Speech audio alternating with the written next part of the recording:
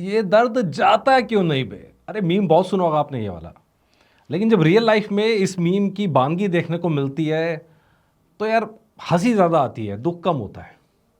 मतलब मीम में भी हंसी आती है और रियल लाइफ में भी लोग ऐसे मीम बन जाते हैं जिनके बयान आते हैं तो लगता है यार क्या मतलब क्या अटक के बैठे हुए हैं, आगे नहीं बढ़ रहे हैं, वहीं फंसे हुए हैं। हम बात कर रहे हैं सुनील दर्शन की। सुनील दर्शन का एक इंटरव्यू आया है और उसे देखने के बाद मेरे मन में यही ख्याल आया। अच्छा, क्या होता है कि जब बिज़नेस करते हैं दो लोग तो डेफ़िनेटली बहुत सारी चीज़ें होती हैं बीच में, कभी अच्छा होता है, कभी बुरा होता है। लेकिन सुनील दर्शन एक ऐसे शख्स हैं जिनके मन से उस बिज़नेस के अंदर जो नुकसान हुआ, अगर नुकसान हुआ, तो उसका दर्द अब तक गया नहीं है।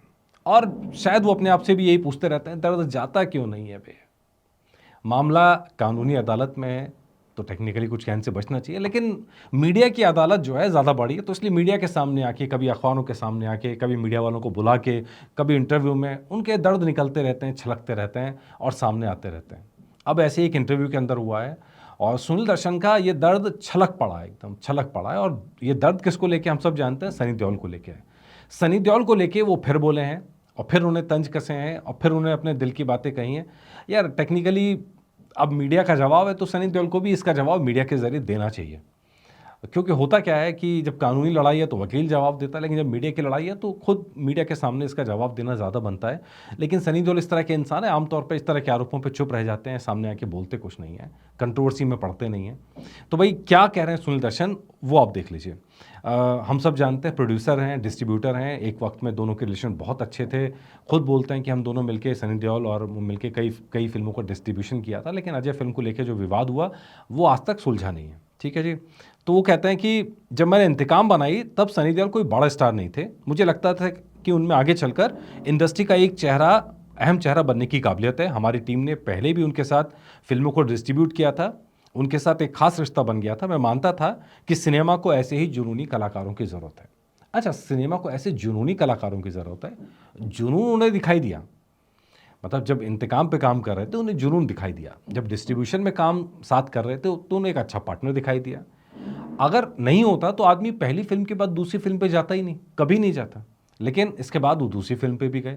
इंतकाम जब बनाई तो वो खुद कह रहे हैं कि जुनूनी है और उनको लगता था काबिलियत है। हालांकि हम सब जानते हैं कि सनी देओल के करियर में पहली फिल्म ही हिट हो गई थी, उसके बाद भी वो लगातार उस समय में एक एक्शन का ऐसा फेस बन गए थे जो बाकी लोगों से उन्हें बहुत अलग करता था। उनकी बॉडी, उनका फिजिक, उनके लुक्स उनको डेफिनेटली बाकी लोगों से अलग करते थे और ऐसे में कई प्रोड्यूसर्स भी उनके पीछे रहते थे। वो आगे बात करते हैं कि जल्दी उनका ये भरोसा टूटने लगा, लुटेरे के समय से ही उनको व्यवहार चेंज होता हुआ नजर आने लगा। फिर जब अजय बनाई तो अनुभव बहुत ही खराब हो गए। वो कहते हैं कि अजय के प्रोडक्शन के दौरान मैंने बहुत तकलीफ झेली। वो समय मेरे लिए मेंटली और आर्थिक रूप से बेहद मुश्किल था। ऐसा लग रहा था जैसे किसी छोटे बच्चे को मनाकर उससे काम करवाना पड़ रहा है। हर दिन एक नई चुनौती थी और मुझे लगा मैंने जिस इंसान पर भरोसा किया उसने मेरी भावनाओं का इस्तेमाल किया। अच्छा, अब इस पूरे घटनाक्रम में उनकी फ्रस्ट्रेशन नज़र आ रही है, तकलीफ़ नज़र आ रही है सुनील दर्शन की, जो कहना चाह रहे हैं, जो परेशान हैं जिस चीज़ को लेके, वो बहुत पुरानी बातें हैं, सालों पुरानी बातें हैं, दशक बीत गए जिन चीज़ों को, वो कसक उनके मन से अभी निकली नहीं है। वजह क्या है कि भाई सनी देओल का तो हो गया कमबैक, लोग सोचते रह गए कि भैया करियर ख़त्म, लेकिन हो गया कमबैक। जनता जिसको प्यार करती है वो कहीं ना कहीं मार्केट से कभी जाता नहीं है। एक राइट क्लिक की ज़रूरत होती है, जैसे सनी देओल के साथ हुआ। फिर जाट आई तो जाट ने और ज़्यादा उनके नंबर्स बना दिए कि भाई देखिए अकेले दम पर फिल्म खींच के ले गए। तो ये सब चीज़ें होने, सुनील दर्शन को ये सब चुभ रहा है। इसीलिए जब सक्सेस की बात आई तो मीडिया के सामने भी आए थे और अब एक इंटरव्यू में सब बोल रहे हैं। अब वो कह रहे हैं कि अनुभव बहुत ख़राब था और ऐसा लगता है जैसे छोटे बच्चे को मनाकर काम करना पड़ रहा है। अब यहाँ पर यहाँ जो इंटरव्यूज़ के अंदर चल रहा है वो चल रहा है, लेकिन ये सनी देओल का यहाँ पर राय जाननी, उनका वक्तव्य जानना, उनका बयान जानना बहुत ज़रूरी है कि ऐसा क्या हो गया कि वो परेशान थे। यहाँ ठीक है कि वो अपनी नाराज़गी दिखा रहे हैं तो इसलिए छोटे बच्चे की तरह मनाकर काम करना पड़ रहा है, बात आ रही है कि वो अपनी नाराज़गी दिखा रहे हैं, लेकिन यहाँ पे प्रोड्यूसर साहब उस नाराज़गी को ख़त्म करने में नहीं कामयाब हुए। और यही वजह है कि सनी देओल थोड़ा सा अड़ गए, जो खुद प्रोड्यूसर की ज़बान से लग रहा है। तो काम करवाना चुनौती हो गया, वो इसलिए कि सनी देओल बहुत लॉजिकल तरीके से नहीं, बहुत दिल से काम करते हैं। अगर दिल खट्टा हो गया तो फिर यही होता है जो यहाँ हो रहा है।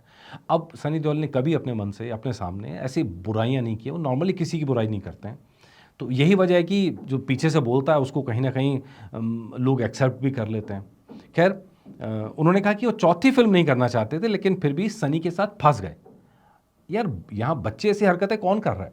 इंसान कौन होता है जो वो काम नहीं करना चाहे फिर भी करता है? तो कहीं ना कहीं आपको प्रॉफिट का लालच रहा होगा, कहीं ना कहीं आपको लगा होगा कि ये करने से ये हो जाएगा, कुछ ऐसा हुआ ही होगा डेफिनेटली, तभी ये वजह होती है। उनका कहना है कि एक अधूरी फिल्म के लिए एडवांस पेमेंट लिया था, लेकिन फिल्म कभी बनी ही नहीं। ये भी दावा किया कि मामला आज भी कानूनी झंझटों में उलझा हुआ है। ये सच बात है। कानून के अंदर पुलिस थाने में रिपोर्ट कराई थी, लेकिन उसके बाद वो कहाँ पहुंचा, कोर्ट तक भी पहुंचा कि नहीं पहुंचा, ये भी क्लियर नहीं है। अच्छा, दूसरा, ये आरोप लगाना बड़ा आसान है, लेकिन आरोप के जवाब में वो सारे डॉक्यूमेंट्स कि भाई क्या शर्तें तय हुई थी और क्या शर्तें। अब जैसे कई सारे मैंने केस देखे फिल्म इंडस्ट्री के, पार्टी ये कह रही है कि हमने पेमेंट की, पार्टी भी कह रही है हमारे पास तो कभी पेमेंट पहुंची नहीं।